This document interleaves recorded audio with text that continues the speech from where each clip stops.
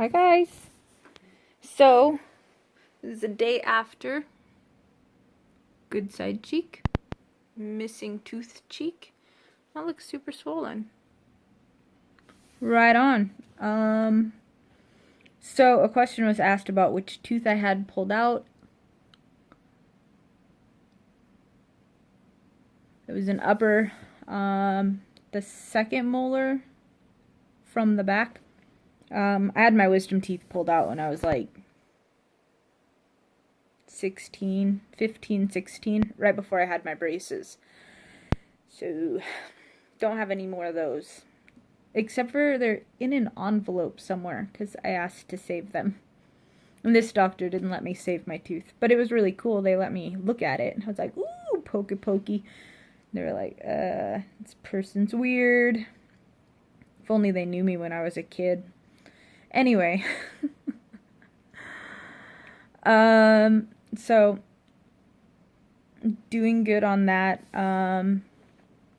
Day 2 of steroids. So they gave me a steroid to try and help keep the swelling down, which will help the site heal better when it's not like bulging pressure on the sutures. That's kind of cool. So it was 2 steroid pills last night, 2 more this morning, 1 tomorrow morning, and 1 the next morning. So that is that. They also gave me some generic hydrocodone, something like that. And they said to take them only if the pain is necessary. So, preemptively, 1, coming off of, what do you call that? Novocaine? My face always hurts coming off of Novocaine. So I took half of 1. When I first got home, I took my 2 steroid pills and half of one of those codeine pills or whatever that was. And then ate some french fries, chewed them all on one side. That was really weird. You never really realize how much you use both sides of your mouth until you can't. It's kind of like you don't realize how much you use your fingernails until you chew them off, or how much you use your fingertip until you paper cut yourself. Anyway. So, that's good. Good healing so far. I didn't really have infection. Like, there was a pocket of infection, which was from, like, the cavity had created a literal cavity, meaning a hole. Not just like a mushy spot, but like there was an actual hole that would collect food, and then as I ate, that would impact up more and more into my gum. And I guess there was like bits of food that were stuck inside of my gum, and my body encapsulated it. So when he pulled my tooth out, which took him like forever, I swear if he could have put his foot up on the chair and still have been professional, he probably would have. Like, he was just like, like, it was well stuck in their tooth. It only came out because there was not enough tooth to really, really make a good crown that would last a long time. Like, it was basically anything that he did to it was going to be for 5 years. So now what I get to do is heal and then see about getting a bridge or a implant. Yeah. So there's that. And yeah, I transferred the money into my account. I'll probably do a video on how I'll update my cash book for my tooth savings account. And also the medication that they prescribed me, I went into the hospital system that I have my health insurance through, and I went into one of their pharmacies and I said, I just got this from the dentist. Is there any way that you guys can fill it? Sure. more. And I was like, sweet. It says $5 copay for each one of my medications. Versus if I would have gone into my little town, I probably would have been dropping, I don't know, $100, $200. I don't even know if they're covered by Kaiser. So there's that. And I only waited, maybe 5-10 minutes to get called up, and then about 10, maybe 20 minutes tops to get my prescription filled and talk to the pharmacist about it. So it was in total, I don't know, maybe 40 minutes, like from when I parked my car till I was driving my car back out of the parking lot. That's pretty good. Anyway, so there's that. That's my mouth update. Yesterday before I headed out, I paid my rent. My aunt was kind of in like a freak out mode.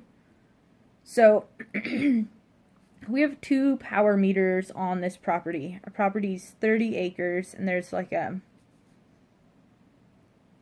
it's like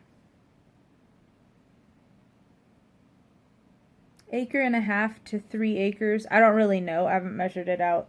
Of the properties, like the homestead where all the buildings are. We've got the main house, there's the pump house, a barn that we call the wood barn, which is like an equipment storage barn, the barn that was the animal barn, which is now the equipment storage barn, greenhouse, which isn't super electrified, just has a couple outlets and fans for in the summer, and then only one fan for in the summer. Then we've got this building that I live in called the studio. This is a 2-story building, and downstairs is where my aunt used to make marbled papers and made all of the money that they used to buy this farm, 30 acres. Crazy.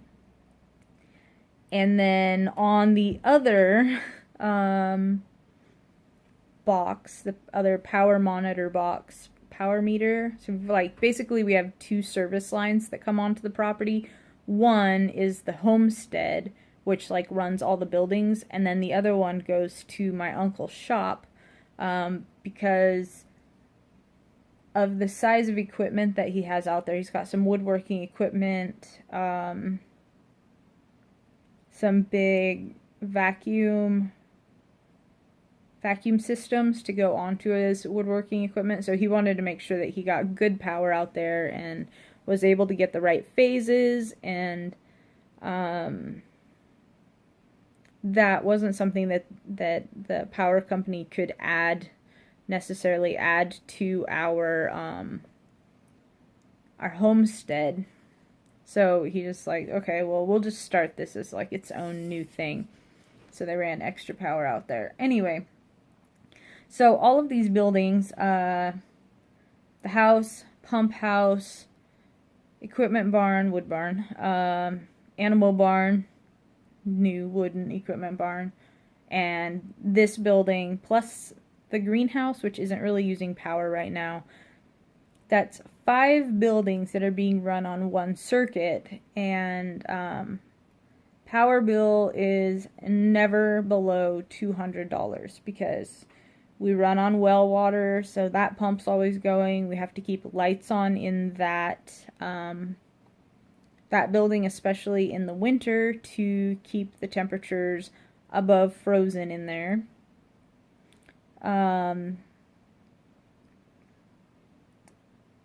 The animal barn and the wood barn, I don't think we keep lights on out there, but there's still power going to it, which means that there's ghost loads. Any spot that power goes through a line, there's some impedance that goes on. It's kind of like having a garden hose and having like the far end turned off, but always having the hose charged. And eventually, like, it puts a lot of pressure on the hose, and it may or may not spring a leak after a lot of years, except for electricity is much smaller particles than water particles. And yeah, so you end up with power loss just by a power line being charged. Like, have you ever gone underneath a power line, you hear that humming, buzzing? That's the electricity leaking out. And that's just because of resistance creates impedance, and impedance is just power being lost, kind of like the main thing to that. Anyway, that's if I remember my electricity correctly.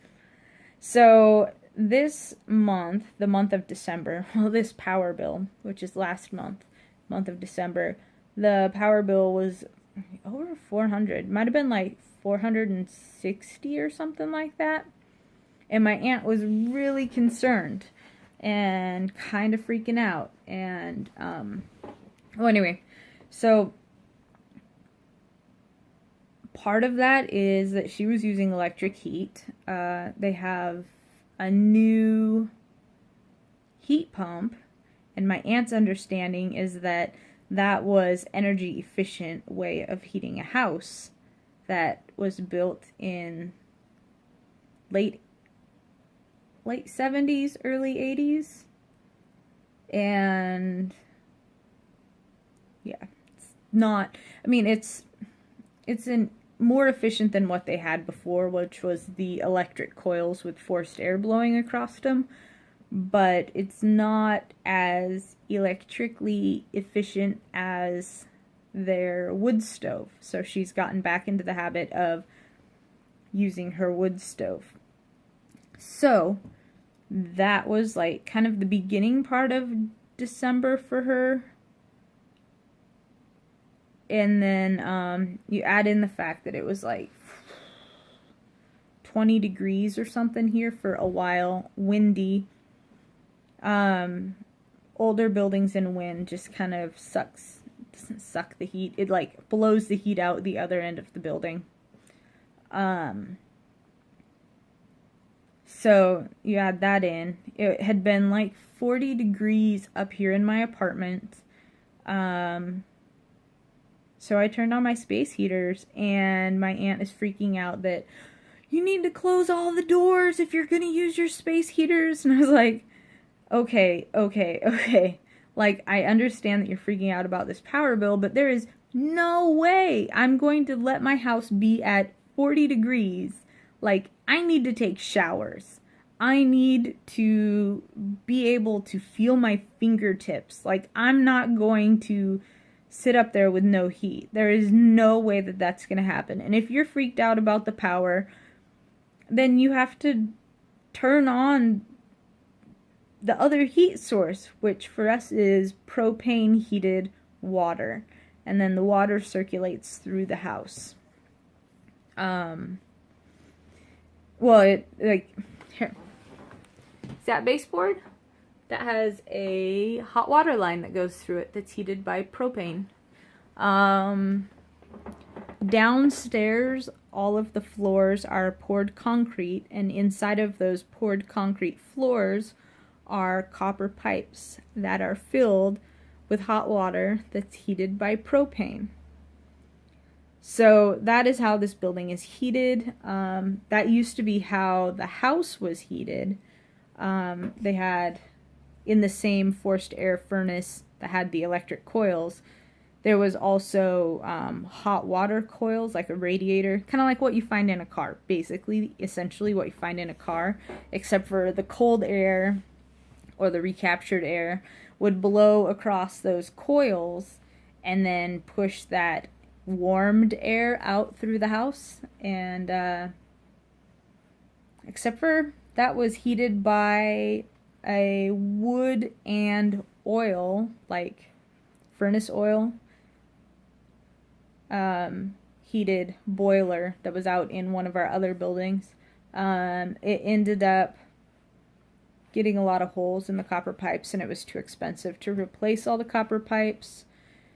So they just got rid of the furnace. I think they sold the furnace, and I don't remember what happened. But anyway. So that's when the propane